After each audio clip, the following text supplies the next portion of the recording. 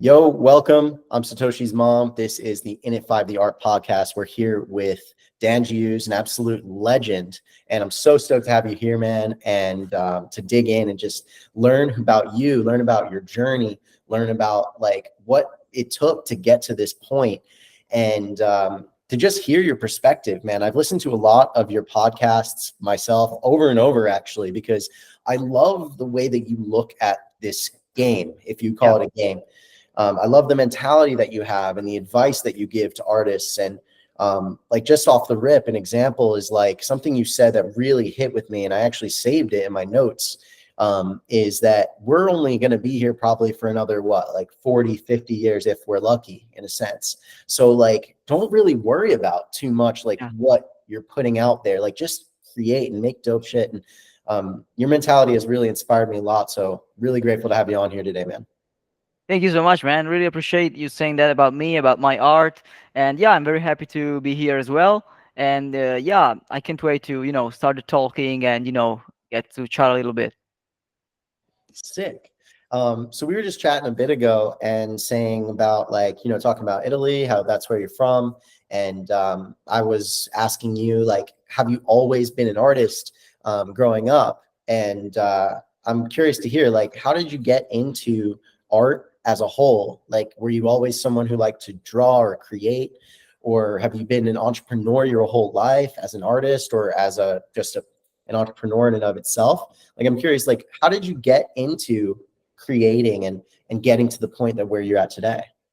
Sure. Well, like as a kid, I was always like creative and like curious and like get to know stuff. And where we had like at the family home when I was like 3 or 4, we had like this old computer with no internet, and I was very captured and curious about it, and like I kept drawing stuff on Microsoft Paint when I was like 4 or 5. I'm saying, and then like growing up I started to get to know tools like Photoshop and like GIMP, these like very photo retouching, photo manipulation softwares. Then I'm talking I was like 11 or 12, and then I kept like drawing and like doing some this very starter level photo manipulation and these kind of things.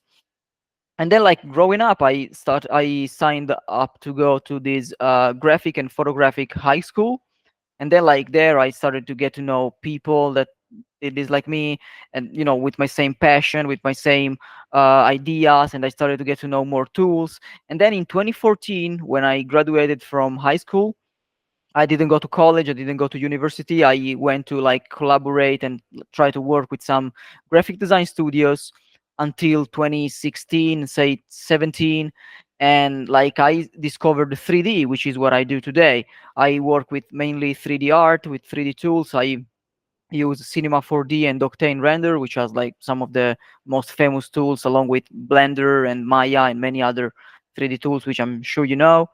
And I opened this Instagram account in 2017, and I started uploading some of my very early creations, just for fun.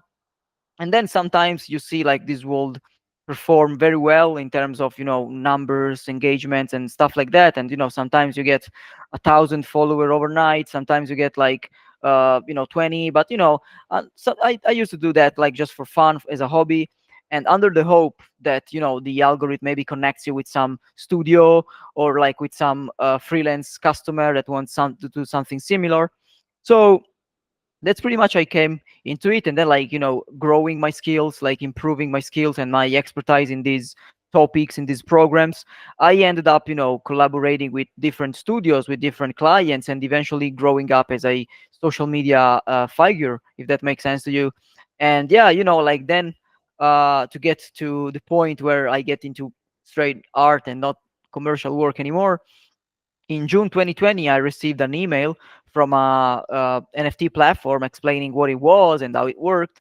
And at that time, I remember like COVID was very bad in Italy, so I had some work to do, and like I couldn't like jump right away into it. But I started following people. I had a lot of my friends that I used to follow, a lot of artists I used to follow, a lot of people that I was close with started doing it and talking about it. So yeah, I was like curious and see, like I instantly understand how it worked. And like to me it came very easy to do so, because like I was already familiar with crypto, because like in 2017 I bought like two Ethereum for like what it was like $250 maybe back then. So yeah, I mean, it was like digital art, which is something I already do, and cryptocurrency, which I already know, combined. So like it came pretty natural to me to do this equation. So that's how I came into the space in like December 2020, and then in February 2021 I minted my first piece, and then everything else that happened. Damn, hell yeah. So like literally rewinding all the way back, you literally were using Microsoft Paint on a computer that didn't have internet, just Yeah, enjoying correct. creating. Hell Yeah, yeah. correct. Exactly. Love that. So like you just had a birthday recently, by the way. So happy birthday Mm. again. Oh, thank you so much. Yeah, 4 days ago, I turned Nice. 29. Thank you. Oh, yeah, dude. I knew that I could sense like the empathic nature that you have, like as a cancer, because Oh I'm a yeah. cancer as well, and my birthday was July 6th, All and right. I just think that's so sick that like the energy that you have, you bring and you put that in your work in such a cool way. So like as a kid, you were literally like what, like you said, 4 years old? Yeah, Like, yeah, yeah. Like I was, spending days in front of computer with no internet, so just like pinball, the game, and then like yes. Spiders of Pain. Like I was already into it. Like maybe four. It's exaggerating, but like 6 or 7, say. Like I was very. I think I have a picture on my Twitter profile when I was very very like a child, like 3 or 4, and then I was like sitting on in front of this computer, like with drawing scribbles and stuff like that. Did you ever get into gaming as a kid too? Like, Well, I got into gaming like when I was like a teen. Like I used to play a lot of PlayStation 3. I used to play a lot of FIFA football, well, soccer, and like Call of Duty, and like what it was, some single player games as well. And yeah, even like Tekken, the fighting game. And then like I yeah, used to play a lot of League of Legends on computer. I was pretty good at it. And nice. yeah, now I'm washed up. Yeah, same. I still enjoy playing every here and there whenever I get a chance. Just hop on Xbox.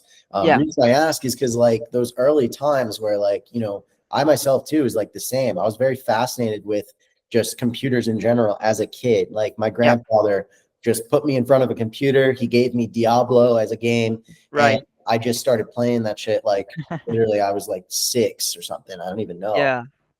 7 years old, and like that I feel like there's a lot of parallels between that kind of upbringing and where we are today with Yeah. NFTs, with digital art, with creating. And I just find that fascinating. And the reason I ask about gaming is because I also see so many parallels between that and like when we were kids, gaming, just enjoying it for the fun of it, and the NFT space today and the art that people create. Like there's a lot of pseudonymous people. There's a lot of anonymous Yes. people. It's kind of like people's gamer tag. And like we're just, 100%. hanging out in this like metaverse or whatever. So I think that's really sick, kind of like you've been primed as a kid, just, going into creating on a computer. So nowadays, like, fast forward, you started getting into art back in 2020, then Yeah. digitally. Yeah. And how did you find that journey? Like, it was a different time than it is now. But like, I'm curious, like, how did you find getting into art and like making your first piece? Were you really like deliberate about what you were putting out, or were you just kind of like testing the waters? How did you get into NFTs at that point? So, I was already like creating artworks for myself, just for I always enjoyed doing these kind of things, art and artworks and graphics and photo manipulation and this kind of thing. And I always, put my art out there for people to, like I said earlier, to see, and maybe, eventually create something similar together, like under the hope that you get, like some clients or some studios that want to work with you. And then like when I discovered NFTs, I've already had like, say, like some 200 pieces in the portfolio. And then I look it up, and I'd say, okay, which piece should I use like to as a genesis piece, like to as a mint, as a first mint. So I decided to go with Grand Challenge, which like at the time was one of my most famous pieces, which is like this green and teal cityscape with this very big orange sun in the background and this samurai on top of one of the buildings. And I decided to go with that one because simply at the time was one of the most famous and appreciated pieces on social media. So it came sort of natural to me to go with that. And then everything else that happened later, just I'm so grateful for it. Like I still can't believe it to this day that my art, it was valued and appreciated so much by so many people. And like I always done simply what I've loved, simply what I've enjoyed doing. I believe if you don't enjoy it, I mean, it's pointless that you do it. So yeah, that's pretty much how I approach it, how I decided to go. That's really it. I love that. Super organic, super Thank you. like so you were creating for 200 pieces worth of art Yes. just on Instagram. Yes, absolutely. Were you doing like prints? Were you doing any like were you selling those works or was it purely out of enjoyment of creating? No, that was like purely for me, like just trying to grow up on social media. And again, like with at that time, it was a different Instagram. Like today is dominated by reels and stories. At that time, it was very different. Like at the time, with the right hashtags, the right engagement and these kind of things, you could like get your posts like being reposted by big pages, and like eventually one of those big pages was followed by some big celebrity or some big studio, and you will eventually get hired for work, like commercial work, which I did for basically all my career, which I'm still doing now for like gigs that I mean I'm grateful I'm in a position where I can decide which gigs I want to take on and which I don't want to.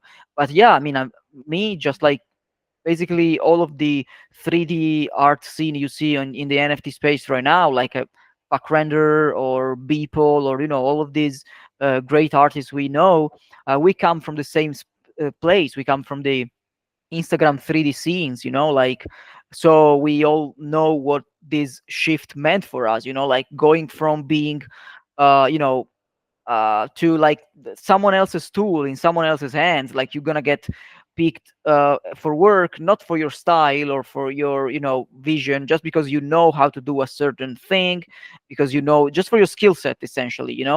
So right now with NFT, the reason like it was game changing for many artists is that right now you can create what you like and see it valued for what it is. You don't have to add any additional thing on top of it. You don't have to provide more work or whatever. Like that's the work. If you like it, you can buy it. That's really it. Creative freedom, basically. Yeah. So like really like NFTs gave you the opportunity to start monetizing your work and Correct. you selected it carefully, like which piece was going to be the one Correct. as the genesis. Correct. Hell yeah. And like your Instagram following, I see you have like hundreds of thousands of followers on there now. Yeah, yeah, I do. But like those followers, most of them like were very, very like from the past years. Like I haven't, following Instagram that much lately. I believe it's now a complete different platform. Like it does reward you if you are posting constantly, like reels, and engage with like trending sounds, trending songs and whatever. But this is not really what I do. In order to do that, I will have to recycle content over and over, like post old stuff, maybe new songs and whatever, like make some clay white renders becoming colored at the moment the drop comes off. So the kind of thing which I'm fine. A lot of artists do that, and there's nothing wrong with it. You gotta play the games, abide to the rules and whatever. But like to me, I try to put something new out every day, like be it one of my thoughts on Twitter, or share something that I think, or share something new, or share some different pieces of art, like try to connect them in a different way. That's what I've been trying to do. So this sort of natural shift from going from Instagram to Twitter or X, how you want to call it, it came pretty natural to me as well. Interesting, man. Like, so every day what you are working on your art. Is that right? Yes, yes, that's true to this day as well. Like every day I try to come up with something. Not every day is a productive day, but otherwise I will be a machine. I wouldn't be an artist. But yeah, I try to come up with something new every day, to learn something new every day, to get to, like, maybe not every day to a museum, but like get to in touch with some new artists, get to know some artists, some collectors, some curator. And I always try to push art. And I mean, art is my life. It's what I do for a living, it's what I do for a hobby. And it was like that before I was able to turn this into money. So it's pretty much what I do. I love that. So like when you're creating every single day, like, I love that point about like you're not a machine, you're an artist, right? And you basically like I'm curious, what is pushing you and motivating you or inspiring you on a daily basis? Is it the love of the game? Is it the love of just seeing an idea come into fruition? Like what are you able to like what's in you that's creating that push and that fire to keep pushing forward every day? It's a good question. I think it's different, for like every day. It's a different thought. Every day you have something to crave for in order to create art. Like someday I wake up and they say I could make a similar piece to what I've made like 6 years ago, but better. So like that instinct of like topping myself like comes off, and like I'm like, okay, I have to do this. Like it's a good chance. Some other times it's just simply because I saw maybe a movie or I read maybe a book saying, I imagine maybe the author like doing this in a way, and I'm like, but maybe I could do this differently, I could this in my style, and come up with something. And so yeah, it's different. But at the base of all of this, like the base logic, under every of these um statements, is that like I do it because I really enjoy it and I trust what I do. I believe in what I do. That's sick. Like, because you're someone I look up to as an Oh, artist. thank you. Like, I think the work that you put out is so intentional. There's so much emotion into it. It's not rushed. Like, I remember hearing on a different podcast of yours that you said it takes you a while to finish a piece, longer than the typical digital artist takes. And, I'm the same way. Like, it sometimes takes me months, sometimes 3 months to finish one work. And it's hard to monetize in that way because, if like people they go to like a traditional job and they're making like a consistent flow of income, right? Yes. And for us as artists, it's not always like that, right? It's kind Right. of like this like feast and famine, more like, as an artist, because it takes a while to put in time and energy into creative work. So like I think that it's interesting how you say like you are the person that's pushing you, like the future you is the idea in your mind that's pushing you forward. That really hits for me. So Thank like you. yeah, man. I mean, like you've got a brilliant mind. I'm curious, like how you go from concept to finished piece. Is it always like an idea in your head, and then it's like, okay, like it's kind of stuck in there. I need to like get it out into like a form that I can feel, or like what goes through your head when you're like, oh, boom, light bulb hits. Let's make this happen. So most of the times it's actually starts from an idea. Like I try to, either it's either on paper or I sketch it somewhere, or maybe it stays in my mind. I start from a actual clear idea of what I want to make.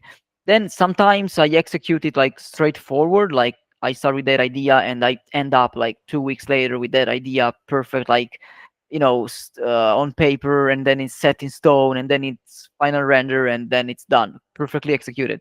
Some other times I just lost myself in the middle, I lose myself in the middle, and then I start experimenting, and I'm like, maybe this thing I could turn it into something different, and then maybe I could reuse that idea maybe in 6 months, and I come up with something different. It's not always an exact thing. It's not always like science. Like sometimes it's different. Sometimes it depends how I get inspired. Maybe I get some inspiration. Maybe like 3 days later, I say, "Nah, I'm gonna trash this completely, start something new, like start fresh idea."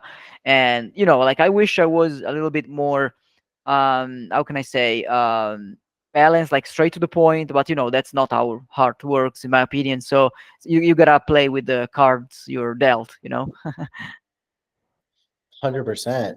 Like there is no, basically what I'm hearing from that and taking from that is like there's no like rhyme or reason sometimes to Exactly. the way that things unfold. It's kind of like it's here.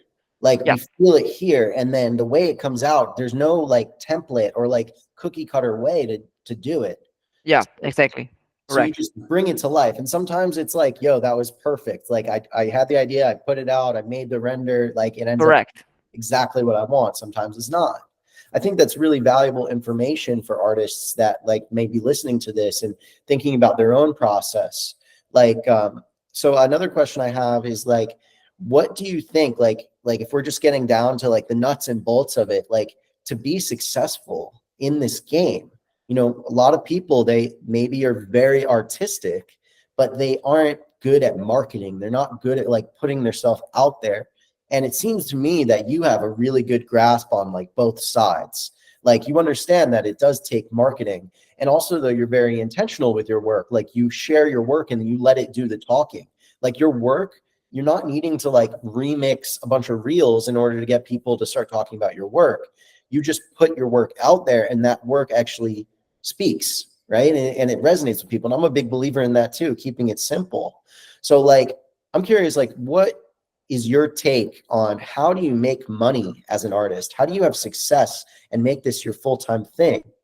What does someone new to the game do? Or even someone who's been in the game a while who just wants to get better, get more noticed. Like what's Sure. the formula if there is one? Exactly. That's exactly the word I wanted to use. So, like I'm right now, I'm in the super privileged position, which I'm very grateful for, that I don't have to, live sale after sale or paycheck by paycheck, and I have to sell work and work like crazy. I'm in a super grateful position of like, I can take my time, work on something for a month, and even if it doesn't sell, it's not a problem. So I'm super grateful for that again. But you said formula, which is, I think it's a very suitable word here, because I believe there is no universal formula for everybody. Because in my case, what I did was simply putting my work out there, and then like posting my work consistently, posting simply about me, like about my day, about what I do, about how I work and my work, what's it about, what is inspired from. And then the internet did the rest, like about likes, followers, or sales, or kind of things. But this may not apply to someone else, because maybe someone else already tried this kind of thing and it didn't work for them, so they had to market themselves in a different way. So I believe there is no real formula. I cannot really give a universal advice here, because it may apply to someone, it may not apply to someone else. So you may mislead someone, you may help someone else. But if there is one thing I can probably say it applies to everybody, is like, probably like, we can talk about formula, is like, uh I said this to another guy some time ago when I had a podcast with him. Like, I think if you want the magic formula, it's 5% knowing like what market you're swimming in, like terminology, and like kind of mimetic, and this kind of all this, how this thing work, what kind of market you are swimming in. And like 95% is just put in the work. Like, you gotta work yourself off. You gotta is always like think out of the box and try to come up with something new. If you feel you are doing something just for the sake of doing it, if you don't feel like you're pushing yourself out of your comfort zone, you probably should like stop whatever you're doing, whatever are your belief, and like start thinking deeper, like going deeper and swimming deeper. I love that. Like, so basically just try stuff and find your style, which like Yes. I have another question for you about that too. Like what, like how important is that finding your style as an artist? I believe it is super, super important. And one thing, especially for newcomers, like in new artists that are just, getting started, it's not to write anything off before you tried it, because maybe you've seen my art, maybe you get inspired, you get cinema 4D, you start working on 3D, but then, maybe halfway through you realize it's not, you don't really enjoy it, like you find it boring, you expect it to be different, and you don't feel you're good at it. So, there is nothing wrong, just write it off. You tried it, maybe it wasn't for you, like, we have different taste in everything in life, so why not in, in making art too?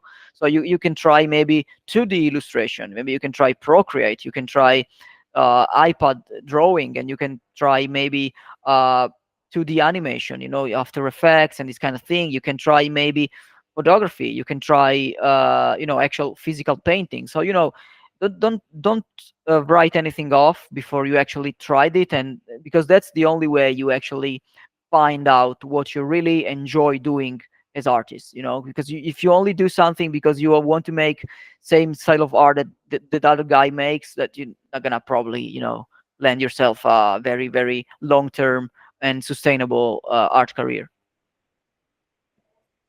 That's really sound advice.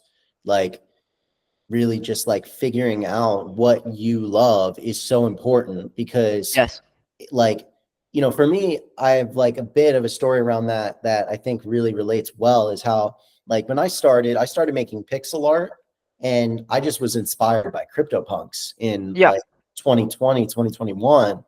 And then some people started buying my work, and I was like, this is sick. Like, there's actually people out there who want to collect this. And then I learned about Xcopy, and I learned about glitch art, and I started making glitch art. Absolutely loved making glitch art, still love making glitch art, but I still was finding myself. Like, it Yes. wasn't just a like ABCD, like boom. Like, I was figuring out like what I enjoy and what I'm actually good at. And I've always been good drawing like hand drawn stuff. Like, I'm not like a Leonardo da Vinci style person making hand drawn art, but like I have my own unique like look and feel. Like, somebody explained to me that it's like I make like South Park style art. All right. Makes sense. And like things that make people smile or laugh. But like my journey was like I fell in love with glitch art, but I was kind of like modeling Xcopy, and like I Yeah. was so inspired by it that I was like almost not having my own unique style. Yeah. Makes And sense. the market also, like, actually you can see when the market actually votes for you based off of what people react to, what people share, they like, what they actually buy. Yes. I think of it as like voting with their dollars. Yep. So I think it points you in the right direction. And now I've realized I've come to this point after years, 3 years, that I like to do hand drawn art. I like to make nostalgic. Yeah. And I'm wondering for you, was it always like you knew cyberpunk style art was like your thing, or did you go through like various phases of like, I know you include your cat, and like I Yeah. follow Dangiuz cat on Twitter. Right. I know you include your cat in your pieces. It's like your unique thing. You include a lot of energy and storytelling just through a still image, 3D still image. Like, was it always like that? Or like, how did you get to that point, and like, what pushed you there? So, like, since I was a kid, like I said earlier, I was always creative and curious, passionate about the future, about, curious about, I like androids, robots. I was always watching these sci-fi movies when I was a child, even if I couldn't directly grasp the political message around behind it, like, for example, The Matrix. So yeah, I was very passionate about that. And, growing up, I grew up designing mechas, machines like androids and robots and these kind of things. And then, like, I started doing this kind of vaporwave, pink and purple, scenarios, very Miami in the 80s inspired, with like these very grid colors and like metaverse sort of, imagine, try to imagine these scenarios and this kind of thing. And yeah, then at some point, this vaporwave thing became darker and much more, future and dystopian oriented, like maybe it was 2018. And I realized I enjoyed doing that more, simply because I had more room, like, for, explanation and this kind of thing. And then, like, after what it was like 3 years of making, this very dystopian and like sort of very sad scenes, like very dark, very, with like this sad future, I realized I, could make something in the same style, but like with different colors and much more, positive and like hopeful and sort of kind of thing, like with some more nature, some more sunny days, and like, so it came natural to me. But I had to go through that phase before fully embracing and realize it. Like, you have to go through something in order to be able to fully understand it, and have a say about what you're actually doing in order to explain something. I love that, man. That's like your journey was just kind of understanding like, okay, like put something out and like feel it through. There's not really much like having to think about stuff. It's Yeah. more like in your heart, you feel it and then you put it out and you make it and then you keep feeling. It's like you're Yeah. feeling your way forward. Yes, 100%. That's correct. I love that, dude. Especially too, like if you have that empathic nature in your heart, like that's your superpower or one of Oh, your superpowers. thank you. I really appreciate that. Yeah. Like when you look at one of your artworks, like for me, I can stare at them for a very long time because there's a lot of details. There's a lot of like little parts and like it's like it makes you really step into it. So like, as part of your journey now, like where do you see yourself moving forward? Like how does your work continue to evolve? Or is it just more like a rinse and repeat of like what has worked really well for you already? Like, you just keep feeling your way forward. Do you think much about like what your vision is for Dangiuz in the next few years or how your art will develop? Or is it just mostly like, I feel in my heart what feels right today, and then I take action and I create it, and then I just go from there? It's a little bit of both, actually, to be completely honest with you, because like I know um, what I've been doing right now has worked for me, not in like, speaking of success way, but like in simply in the way that I've been really enjoying what I've been doing, and I can tell some other people have been enjoying too. I receive a lot of good comments and like messages and like sales and these kind of things. So it's been working, I think. And then like I will probably like keep enjoying and doing this like in the next years and like decades and whatever. But at the same time, I don't want to dwell on the same skill set or abilities or kind of things every artwork I make. So I am considering all possibilities. I am considering partnership for some, maybe, I don't know, physicals, or maybe some toys, or maybe some future things. I'm open to everything. One of my dreams will be to completely to direct a sci-fi movie, with like unlimited budget and whatever, like possibility to pick actors and like teams to direct. That will be actually one of my dreams, because I have a big idea I would like to put out there someday. And then maybe, I mean, I'm 29. I'm not a kid anymore, but I'm not that old either. So like I still have some time to hopefully work on this thing. And yeah, so I have a lot of ideas in mind, and I can say, like, to an extent, all of these could be probably connected and like wired back to the main focus, which is my art. So probably art doesn't stop being art. It just maybe has different forms, different, it changes the shape, but it's always art. Yeah, absolutely. I love that. I want to dig a little deeper there if you're comfortable with it Sure. about the dream that you're talking about. Like, I think that a big dream is really like once you get to the point of where it's like, okay, I'm not stressed about money. I'm not stressed about where that next dollar or paycheck is coming from. I'm able to create from my heart. I'm putting that out every day. You're entering a state of like, I'm comfortable with this journey. And I'm a big believer of like constantly trying to think of like what I really want in my heart and what kind of scares me a little bit. And I like to head towards those directions. And I'm curious on like what about this dream, like, what is the big dream for Dangiuz? Like if you're only 29, right? Then you've got all this time ahead of you to really like take a big risk. And I'm curious on like what that could be for you. Is it creating that movie? And like how are you taking steps towards that now? Like I'm curious just overall, like I want to hear more about that dream of yours because I can absolutely, no doubt, see you accomplishing that. Like in my head, it's already done now that you've just said it. Oh, Like, thank you. like your work is so sick. Like, no doubt about it. Like, I look forward to seeing that movie in the future. So, like, is that going to happen? And like, I want to hear more from you, just like from your heart. Like, tell me about that dream. Sure. Well, so as of now, there's really nothing I can tell you about, simply because like there's nothing in the work, like nothing in the making for real. This is just one of the dreams I have. Uh, Cinema industry, like the film industry, has been one of my biggest passion. I've seen countless movies. I'm very passionate about, TV shows and like movies and like cult movies and stuff like this. And yeah, so one of my dreams will be someday to direct one of those, Hollywood triple A movies with, with again some unlimited budget, so you can, pitch in any actor, any team for, VFX, visual effects and whatever. So will be one of my dreams.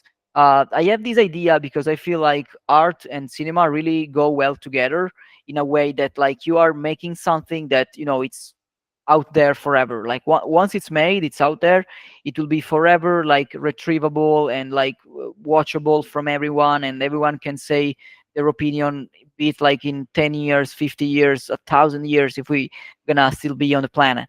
So there is this idea of like watching to like wanting to imprint your art into the film, because like essentially it sort of adds another layer of immortality to your art, and I have this uh, idea of wanting to do that.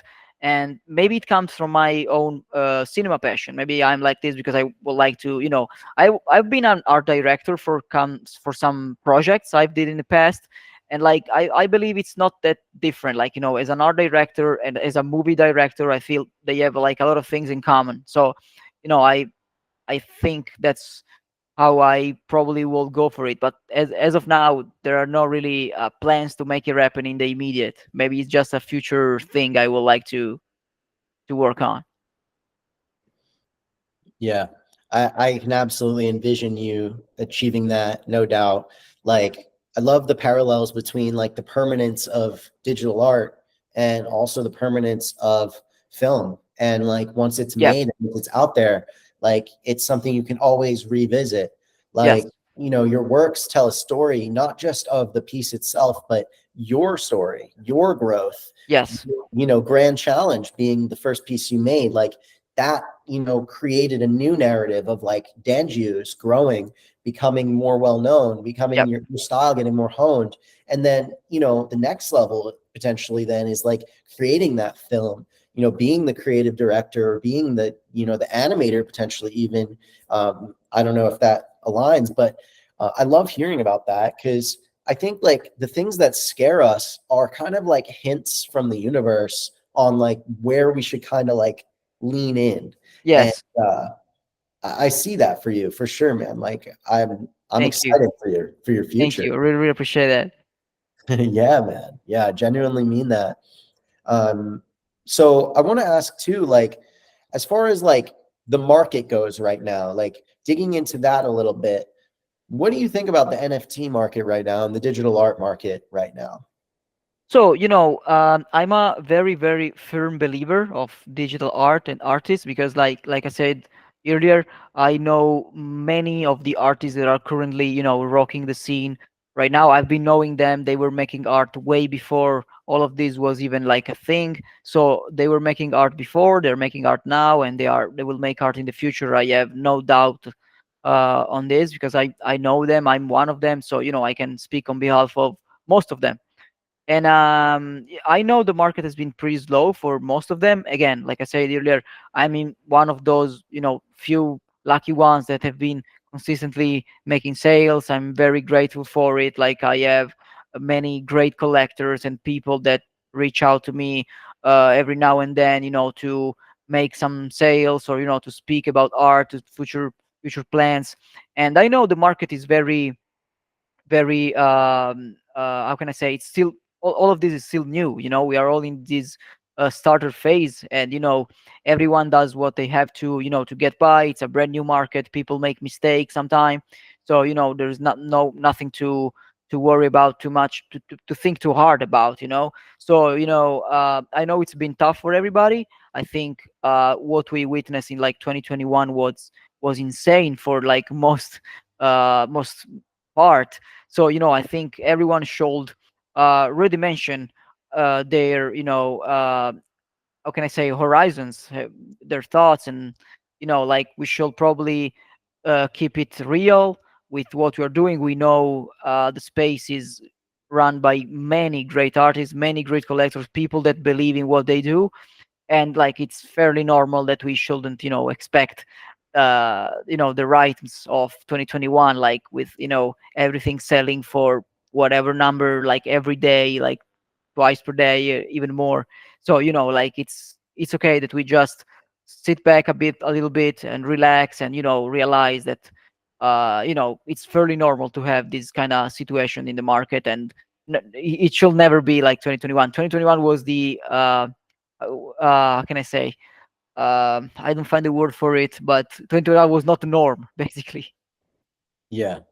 I know. I mean, like that, it was insane. Like it was Yes, like a digital gold rush for like digital art, and like yes, now, just because that isn't as like insane doesn't mean that the gold of that era is no longer gold. Like it still exactly. is. And I'm curious on your thoughts on like what about artists who are struggling, I guess, in a sense to make those sales. Like how can they kind of lift themselves up? That's a very good one. I've been trying to collect art myself. I mean, I'm mainly an artist, but I do collect some art too. So, I've been trying to collect some artists that have been doing some very good job, and they've been struggling, some very great art out there. And, I wish I could collect them all. Um, I've been trying to collect myself to, lift them up and like keep them going. And, but at some point, you just realize that your art or your achievements with your art are not a reflection of a quality of yourself as a human or as an artist, or like it's just a reflection of what the market is into right now looking for. So essentially I suggest artists just try to not look what happens and what people spend their money on, because you can't force people into buy your art. You can just work hard and make sure eventually they will notice you, and they regret you not buying earlier. That's pretty much what I will say to all the artists. Damn, I love that take. I love like the idea there because like a quote that I think about often, it's actually from Photon is Dead, who I'm pretty Oh sure. yes, I know him. Yeah. Yeah, absolute Chad, awesome guy. He had some really cool perspective as well on art that I really respect and his mentality towards the game. And one thing that he said was like, just create until you can no longer be ignored. Like, Yes. like, so how do you feel about that? Like, that's kind of like, I guess what you were just saying. Yes, 100%. I That's exactly the sentiment I had in mind when I said my phrase. It's the same as photon. Absolutely, same thing. Yeah. And like in that case, then looking at it from someone who right now is like, I saw somebody in a group chat I was in, they said, the last sale I made was 2 years ago. And I was thinking about that and I didn't comment on it or anything. It's just something I read. And I was like, huh, like from a business perspective, if I had a business and I was like, well, the last sale I made in that business was 2 years ago, I always think like entrepreneurially, like from data. And there's a fine line though, because you don't necessarily want to look at the market as an artist, aka entrepreneur, because I do believe they are the same thing in a sense, Yeah, in this game, especially, and say, what's working? Let me do that. Because then you're kind of taking away from this, instead of it being internal to be external, like yeah, it's coming out of you. So it starts here and then it comes out. Instead, that's kind of more like an external to the internal, because then you're like saying, okay, like what can I yeah. do to make more sales? So I'm curious on like, what is your take on that fine line of like, you know, how do people then make more sales and have more success, but also not just follow the what the market is enjoying right now? Sure. So I mean, it's a fine line. You say it. So I feel like if there's, for example, a new meta of wanting to drop some editions on base, you can easily do that with your own style and own art, and no one can tell you like, okay, you changed, like you just pivoted into something else. You are new to this. But it's different, for example, if like three glitch artists start selling, and then you come up with something that's glitch art while you were doing like, I don't know, like 3D static pieces for like 5 years. So like there's I feel like there's always this transparent layer where you most people can see through and say whether you are, testing waters with new styles, testing new technologies, new chains, or if you're doing it simply because people who sell are doing that, So I believe is fine line. It's not so fine at the end of the day. Like you can see through it and you can tell who is doing what. So another thing I want to say is that, like you said it yourself earlier, probably like some collectors or maybe entrepreneur uh, don't really feel like buying people that complain about the state of the market. Like if you like, I mean, I am an artist, so I'm inspired by artists that do sales, that do exhibitions, and that do great work and that push themselves with something new. I'm inspired by that. But when I see artists like boasting about, being better than others and not being recognized enough, like deserving more, and like dragging other artists down because they feel superior, you know I have negative sentiment about that. So I just, draw a line and say, okay, this art is not, I'm not gonna, engage or buy or, talk to this guy. I mean, you're here to, you're not here for like the same reasons other artists are here. You're just here because you want a spotlight and you think you deserve it over some other guy. But why? Like, who you think you are, essentially, like.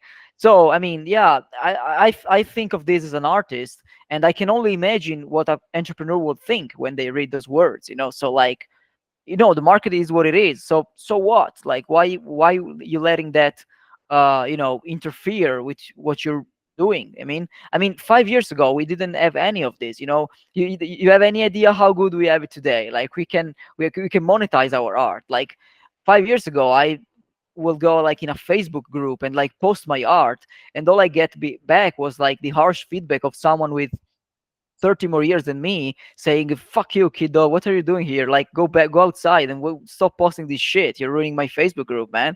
Like, so there's levels to this thing. Man, I echo that sentiment for sure. Like it hurts my heart just to like see people complaining about how like they're not getting enough sales and they don't like they feel like the market owes them something. I'm a Yeah, big believer just from an entrepreneurial perspective. The market doesn't owe anyone anything. Like life doesn't. true, exactly. Life doesn't owe anyone anything. And that's a really important like philosophy to really take hold of in this game, I Yeah, believe, especially. yeah, Like, so people going out there, they're just like, why am I not having the success? Instead, the better question is to just be more like, well, I'm just going to keep doing me and then like see what does the market actually enjoy from the things that I enjoy. yes, And then you're kind of creating more of like from the internal place. It's like, okay, like I enjoy this. What do other people resonate with? Like, from my perspective, like I realized like people really like my nostalgic style art. And I enjoy making glitch art because it takes me maybe an hour to make a piece versus instead of 2 months to make a nostalgic yes, scene.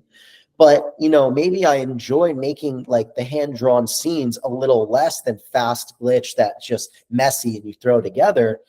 But then like I've enjoyed seeing people enjoy my work more than anything else. Like that's what fires me up. So then that's a nudge in that direction, right? So yeah, then also I learned like, okay, like how do I price my work? And I'm curious on your thoughts on this as well, but just like a small anecdote, like I learned that the collectors that like to collect my work, which like about 20,000 wallets over the last few years have my work in it as of right now. And that's awesome. But then I look at like, okay, like what do people really enjoy spending to create my work? Because I think a lot of people are all obsessed about floor price. Like, okay, what's that artist's floor? How do you raise the floor? Don't put out too many editions. Don't mint too much work. Don't price your art too low. Don't do free art. Don't do this. Don't do that. And there's so many collectors in the space and so much energy telling people what to do. And the thing that I really respect about you is how you say like fuck all that. Like yeah, don't like think about like don't listen to what other people tell you what to do. So like I'm curious on like your take on that. Like additions, like is there too many additions or is there too little of a price for work? Or like Is it all just like what you're feeling as the artist, and the artist makes the rule? I feel like you have to feel it, like so I don't think any of those dynamics that apply to, normal stocks or NFTs or like goods apply to art, For example, like I mean, you can buy a Picasso piece for like I don't know, like $300, like one of those very notes or like very old sketches, and then you can buy a Picasso like Guernica for like I don't know what, $30 million. So like these try to put this same scenario into our space. Like you can buy Dengi's open edition. It was released like 2 years ago for like $50, and then you can buy like one of one that another collector has listed for 300 ETH, for example. So I mean, this doesn't take away any value from the expensive piece, nor like from the cheap piece. Like for example, in my particular case, I only minted like one once for like 2 years, and then like at the third year, I had countless of people asking me to drop something cheap because they wanted to collect me. So I came up with an open edition at like $100, and then like it minted out about 10,000 pieces. So I was like incredibly grateful to see all the people buying in, and then like 3 weeks later you get people, oh my god, you went so cheap with that. I'm like, yes dude, I cannot, I'm an artist. I have to have art available for all pockets, not just for the deep ones, and there's nothing wrong with that. It didn't ruin the price of the expensive piece in any way, just like I keep selling one once for a certain number, and like the open edition didn't really ruin anything. And I think any artist that's afraid of this, I mean, can look at me or any other artist that did the same as me and feel safe, like feel like you can absolutely do what you do. It's your art at the end of the day. And like I said, like we will be here for like what, 50 more years. Like I mean, you're really worried about if you're putting out one more artwork on like 2020 in 2024? Like no, like it's it's fine, I mean, I don't know of any single real collector or buyer that has ever told me, "Oh, I like that artist, but I'm not gonna buy because I wish they minted less." Not a single one. Like it's just not. Yeah, man. Like, first off, again, dude, congrats on the success. Like, Thank you. congrats on the open edition too. Like, that's $1 million basically. If I'm doing Yes, it was that insane. in my head, that's like incredible. And like, who's to say that then any respective artist who does that and has that success shouldn't have done that? I mean, think about the runway that that gives you as a human being, as an artist in the game. Yes, Like all of that, and how much more it impacts you as you move forward, like the free mental space that you now have to see these bigger ideas potentially come to fruition, like a movie, like a film, because you have made $1 million, and now like you have that mental capacity that you're not yes, thinking about where's the next sale. And I think you're way beyond that point, but like for the artists listening, like thinking like that, like where's the next sale coming from, like who are still here, who are still listening to something like this, who are in this space and who do it because they love it, but they also want to make it possible for them to be full time on it. Like I think it's really about, like, what I take from what you're saying there, it's like find the audience that enjoys collecting your work and don't be yes, afraid to like test in varying ways. Because like if you made a one of one instead of doing that open edition, like it probably would have been amazingly successful. But because you did that open edition, you hit $1 million off one piece. And is that yes. the all-time high for you as far as like revenue off a single artwork, or like Probably yes. That the open edition has to be the way. I think it's probably the same for every artist that has done an open edition and has reached eventually like some high numbers with it. Because like yeah, I feel it has to be that way. But then again, like it's not just about the numbers you made with the piece. It's about, for example, you can buy Takashi Murakami pieces for like millions of dollars. Then again, you can go like to some thrift shop and buy one of those coffee cups for like $3. That's still an artwork. That's merchandise. Like I feel like people have to be less to look less at the numbers when it comes to art, and realize that different pieces of art, different kind of art exist for different buyers, different pockets. For example, I could uh, put some prints out there for like for $1, and like I mean, why would it hurt like the expensive side of the market, like one once? It wouldn't. Like, I mean, so I believe artists should do whatever they feel. And like, I mean, there is really no rules in the market, you know. Like, I mean, you can probably take advantage of some momentum in art, or maybe you can probably play it safer in some other moments, if you're talking about strategies or whatever. I mean, I'm not good strategies, you know. I just make my art, put it out there. But yeah, I feel like you shouldn't be ever worried about minting one more piece, or like maybe raising the price or lowering the price of some other piece. And I mean, no serious collector will ever bother or you or question you if you do that. Yeah, that's great advice. Great advice. And I hope anyone listening to that can inspire you to take the risk. Don't worry. Fuck what anyone's going to say to you about like your work. Like put your work out there. Enjoy having that process of putting it out there. And, you know, you had 10,000 new collectors essentially that day or however many, right? When you did that opening. Yeah, so, something like that. Yeah, some bought multiple, because then, you know, I even felt, not, I mean, not guilty, but like I felt like that was a lot. So, you know, I came up with some gimmick or strategy to burn some pieces. Eventually, you know, ended up burning half. So, you know, only like 4,000 pieces are out there now. And then, you know, I put the royalties to zero, because like I felt like, okay, I already did so much money on these. I don't want to, you know, people to, I know eventually, like with like implementing something like Barnes will attract, you know, some people that were looking like for the right moment to flip it, which is fine. Again, like it's a brand new game, you know, it's a new thing. Everyone does what they have to. It's fine. You know, there's nothing wrong with that. And so, you know, like I felt like experimenting a little, you know, like barn mechanics, new artworks combined with old artworks, barn 2 get 1, barn 3, barn 25, barn 100, you know. Like it was a cool game, it was a cool meta. And I mean, I'm still working on it, you know. So I may come up with a new barn one of these days, even if the piece is 2 years old. I may come up with another barn, because why not? I mean, I can do that, so why not if I enjoy it? Yeah, dude, you can do whatever you want. Yeah, Like anyone that's it's always a red flag for me when collectors are telling artists what to do. yeah, yeah, Like, yeah. what do you But I think? mean, no serious collector does that. I know that for a fact. Yeah, I agree. And like, you know, I see some people out there, they think that they're serious collectors and they buy art, but they don't, you know, if you're telling an artist what to do, I think that you've missed the plot. Like, don't do editions, don't do this, don't price your work this way. Like, that doesn't make any sense to me. Like, Yeah, no, it doesn't at all. it makes no sense. So, No, no, like, no, it doesn't.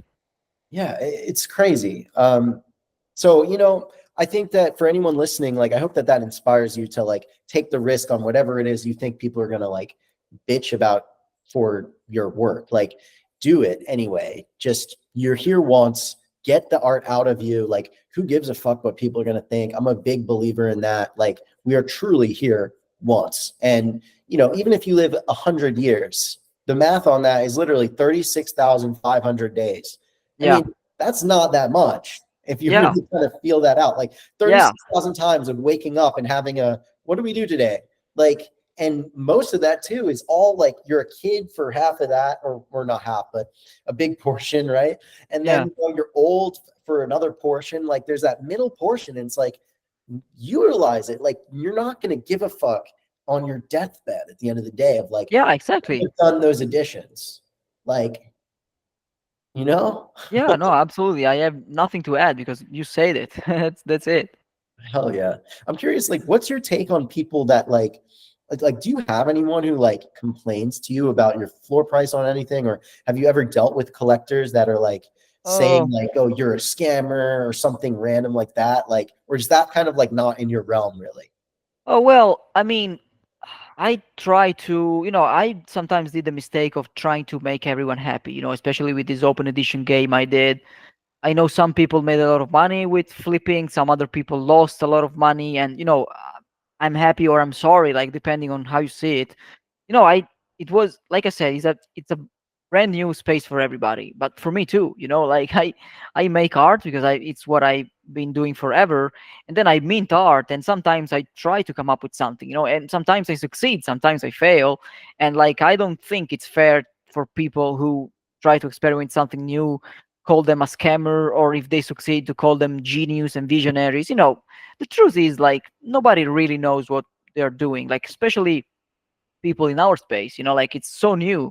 So every time something new comes up, people maybe try to have a say and like try to come up with something. And maybe uh, I'll tell you something, like most of the people that give advice to artists, it comes from a good place. Like they try to uh, do the good thing, and sometimes you can take it for good. You can say thanks, you can pitch them in. Some other artists say fuck you want, like I do what I want. So I believe like the truth is always in the middle. Like some, as long as what you do comes from a good place, and like as long as you have like a clean conscience, like I think you sleep well at night and you're happy with yourself and what you're doing, you can't go wrong really. And this is pretty much me. So yeah. I love that. Your head's definitely, I think, in absolutely the right place. Like, I'm a big believer of like, do lead by example. Like, what do we want the space to be like? Yeah. Let's let's be that instead of just looking for everybody to do what we think they should do. Yeah. Just do that, and then other people will be inspired by that. So like I want to ask you, this current space that we're in now, like the word NFT is like a buzzword. Like Yeah. meet people and they'll be like, oh, like they'll see me like drawing something, or maybe I'm at a cafe or wherever, and then people like, oh, like, are you doing NFTs? And I'm like, well, Right. because there's a lot like loaded in that question. Right. Yeah. And the way I answer that, sometimes I'm like, yeah, like absolutely. That, or I'm just like, yeah, well, I'm working on art, like I'm creating an artwork. So I'm curious on like, what is your vision for the future of this space? Like, how do we as people in the space who want to make this amazing and forever awesome, like what do we do? And like, what is your vision for the future of the space? So I think the future is a great. Sorry, I think the space is a great future. But I agree with you when you say like NFT is a buzzword, because like most people, I mean, talking like to normies, like mainstream people, and they don't really know what an NFT is. Like so they see picture of a CryptoPunk or a Bored Ape and they say, oh yeah, that's an NFT.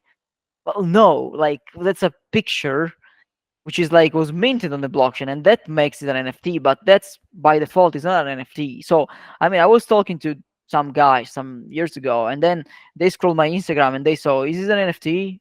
Okay, this is an NFT too. Okay, why this is not an NFT?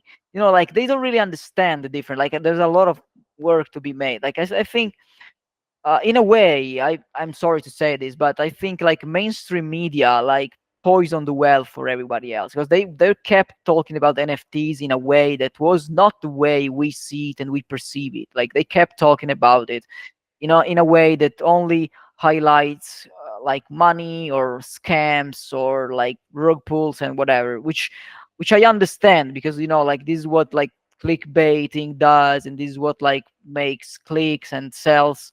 So I get it, but like they sort of poisoned the well for someone else, and like we have like a limited time span to actually lecture people and teach them about what blockchain, about digital artifacts. About, you asked me about the word NFTs. I'm divided about this, because like I feel like the word itself didn't do anything wrong. Like we can still use it, but I also understand people with another mindset say we have to get rid of this word. Like I don't know, like we don't have to get rid of it, but I understand when people hear these three magic letters and they say, "Oh no, that's a scam. Oh no, oh my god," So both have a right to say either one or the other, but yeah, it is what it is. Yeah, I mean, I completely agree. Like when you say NFTs, a lot of people think of like some pixel that sold for like $1 billion and it doesn't make Yeah, sense. Or like they're like, oh, that's a scam, or oh, that's what people do to like extract value, uh, yeah, different things like that. But like I want to take that mentality. I think there's an opportunity there. yeah, Like, instead, like we can feature the word NFTs in a different yeah, way that makes people understand it in a better light, because that buzzword exists. yeah, Digital art it doesn't have the same like like boom like hit factor for me, at least personally. I think like versus NFT, like everyone knows what NFTs are now. Like in their head, they've heard the word. They don't know what it is necessarily, but they know the word. And there is a massive opportunity to like put a better light on it. So I'm curious to ask you, like, what do you think that we could do as a group of people on in this space that are doing our own things and pushing the space forward in our own ways to put a better light on NFTs? Or do you think that it's kind of too far gone? Well, I wouldn't say it's too far gone, and I wouldn't even say like that everyone knows this word. Like, for example, well, you live in the States, so I mean, you are like by nature, you are far more advanced and like exposed to, news, technology, and whatever. But if I were to pick on any guy out here, the chances that they know what an NFT is are very, very low. And I live in Italy. Like, I don't live in like in some, smaller country, which is Italy is still pretty. So I don't think the word is far gone, but it is tainted, like I feel like digital art probably a good word. Like I like using digital art. I like using NFTs as well, but then again, NFTs is just the technology, that we use. So it wouldn't be fair to, gather digital art under NFTs because you don't gather NFTs under digital art. So if you can't do the vice versa, you should probably use the term digital art, which is, yeah, it's minted on the blockchain. Absolutely. Like, I don't want to take that away because it's not fair. So um I believe like saying I do NFTs, it's like a musician saying I do MP3s. Like, you do music, you don't do MP3s. So yeah, I mean, NFTs is the technology where it allows digital art to exist on the blockchain. This is probably one way to pitch it to people. That's it. I think. I love that take. Like MP3s, like I do MP3s. Nobody would say that. Yeah. Like, but in the space that we're currently in, like people are like, oh, like it's like imagine you're working on some music thing and somebody notices that somehow and they're like, oh, are you doing MP3s? Yeah. Right. What? Like how early would that have to be Yeah. in the scene of music Yeah. for Exactly. people to say that? I mean, that even proves right there how early that we honestly are, I think, to Yeah. the 100%. grand scope of it all. 100%. Yeah. Then again, like MP3s as a word didn't have the same, media impact that NFTs had. So, like maybe there's that.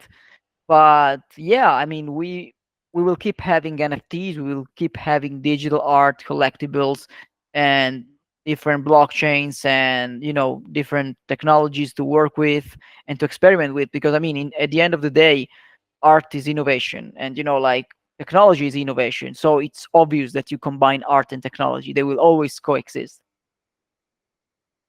Yeah, yeah, absolutely. Like it feels very early. It feels like, where even though we went through that massive like run up with Yes. NFTs and digital art, Yeah. like it's still such an early ecosystem right now that Yep. like we have so much potential. And I think for people listening too, like with that being said, there is so much opportunity for somebody who's even brand new, never made any art in their life, like quote unquote art, which I would disagree. Like people don't call everything art, but people who like to write cards and mail them to people, that's art. People who like to sit down and have a coffee with a good friend and just not look at their phone every 5 seconds, that's art. Yeah. Like, and I think that there's just so much opportunity. The future is incredibly bright. The opportunity to turn around people's mentality around what NFTs are about digital art, like to make digital art more just art instead of Yes. it being all about that. Like, especially like the generation now below us is natively digital. Like they Yeah. have an iPad, they have an iPhone when they're before they could walk potentially. Yeah. And 100%. so they're making digital art. Are they going to call it digital art? I Yeah, don't. I don't know. I think like at some point everything will just become art. We will stop having traditional and digital. Then again, like when people say, "Oh, AI is gonna destroy digital art," well, no, because like digital art didn't destroy physical paintings. Like it's not like a physical painter stopped being physical painter and saw his work going like to zero because Photoshop or Cinema 4D exist. No, like it's still valuable. It's still out there. A tool is a tool, and it's as such, it's just powerful in the right hands.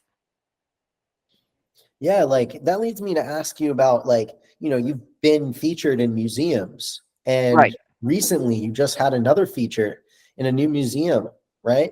So like, well, not a new museum, but a museum that you had not been featured in before, if I understand correctly. Is that right? Sorry, say it again. I kind of lagged. Oh, sorry. So essentially, like the question is like, what is your take around being featured in museums as an artist working in a digital medium? Like, where are we headed in that realm? Because there is no like NFT museum right now. There's no like 100% digital art museum right now. Right. And I believe in the future there will be many. But I'm Yes. curious your take, like how has it been working with people in the more traditional art space? How do they look at digital art and how do they like operate around that?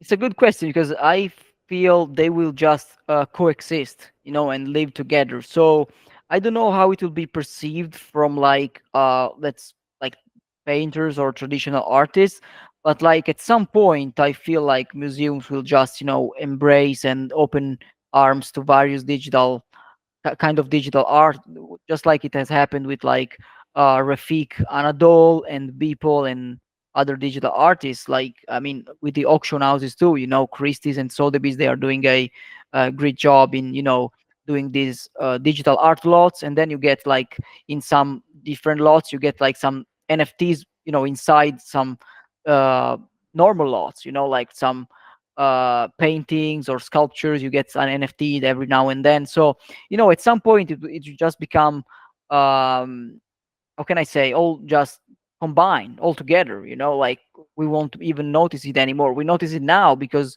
we know it, we come from the space and we nurture it and like we create it, and so we notice. But in the future maybe it will be just all coexisting. That's pretty much what I think. Yeah, I could see that for sure. And I do see that like, the future is going to be amazing as far as like museums adopting digital art. I look forward to seeing that more and more. So like working and having your art in a museum, like what does that feel like? Like how was that for you? Oh, it was a great feeling. I mean, you can absolutely tell like the level of professionality. They have professionalism. Sorry, I don't know the English word for it, but like you can tell that, and like you can tell that when people come to see it in real life, and like you spend days there, and they say.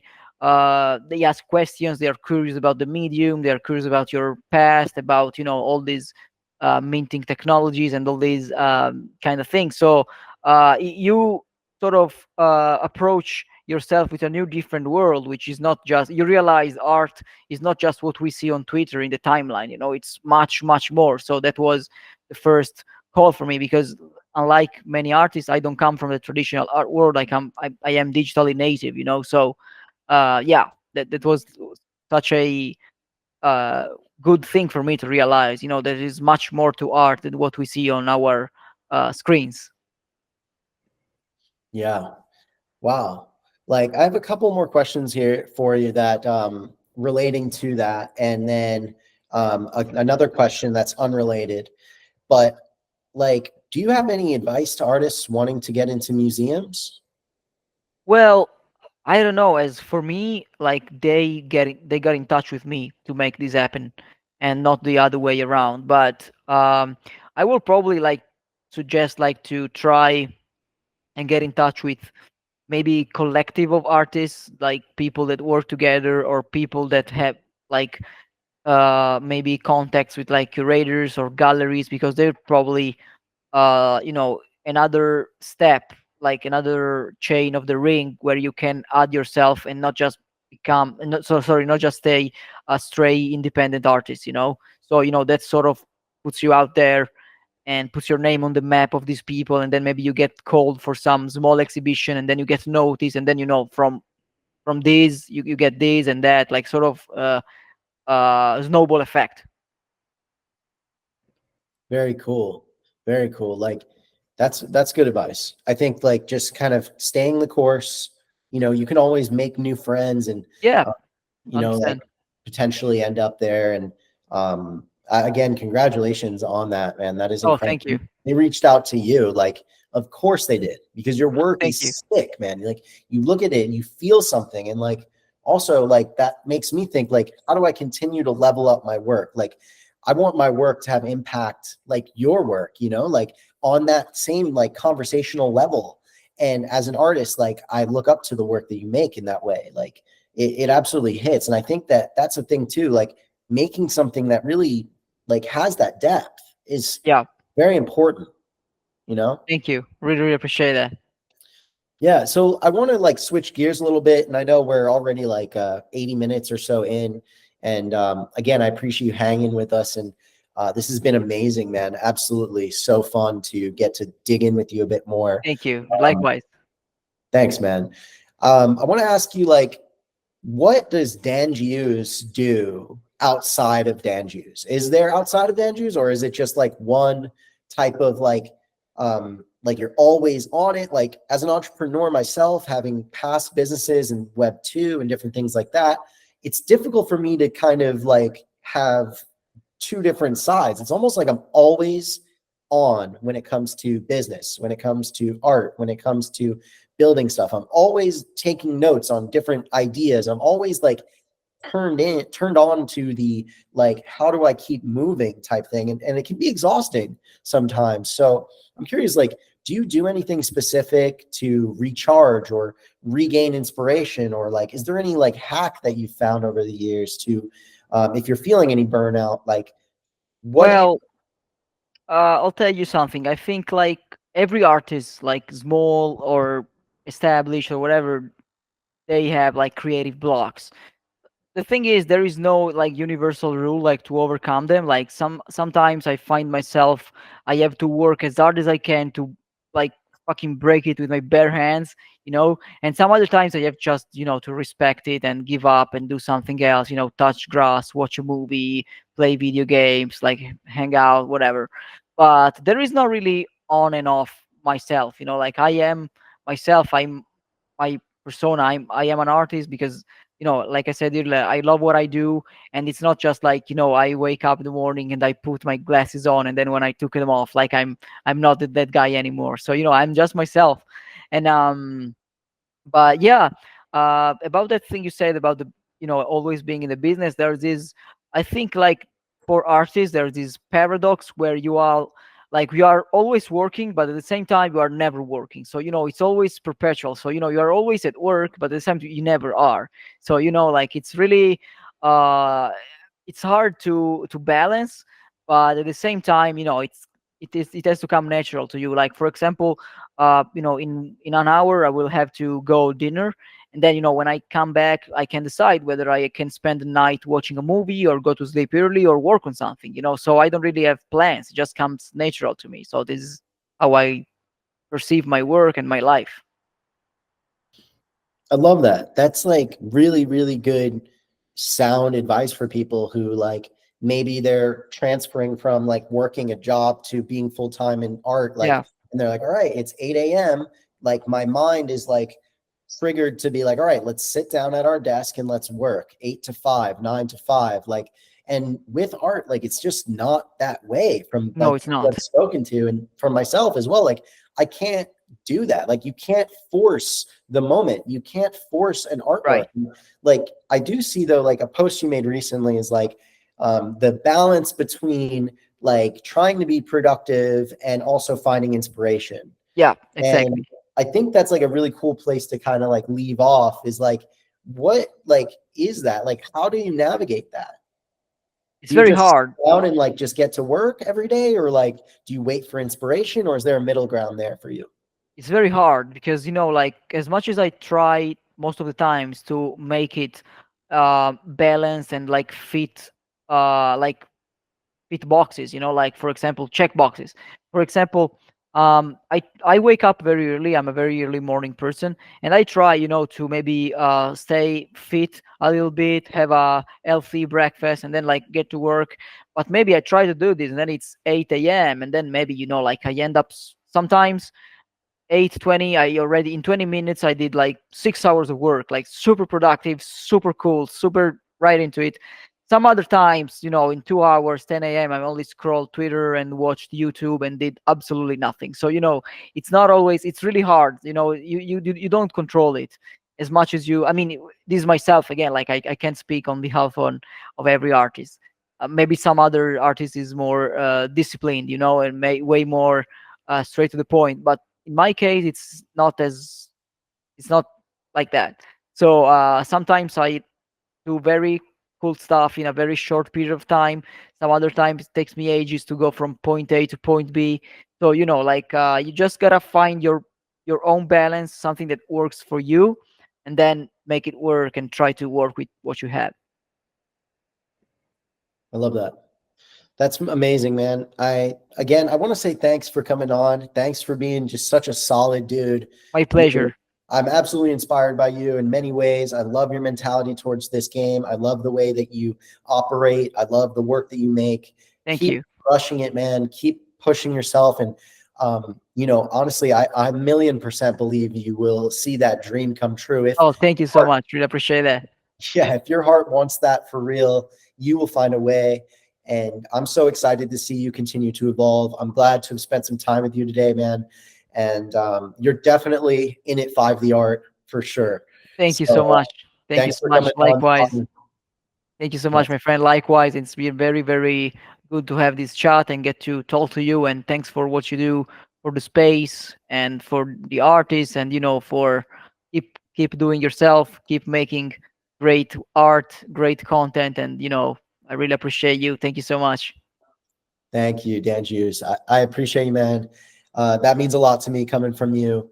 And may we all continue to strive to be the best version we can and just Sure, enjoy the process along the way.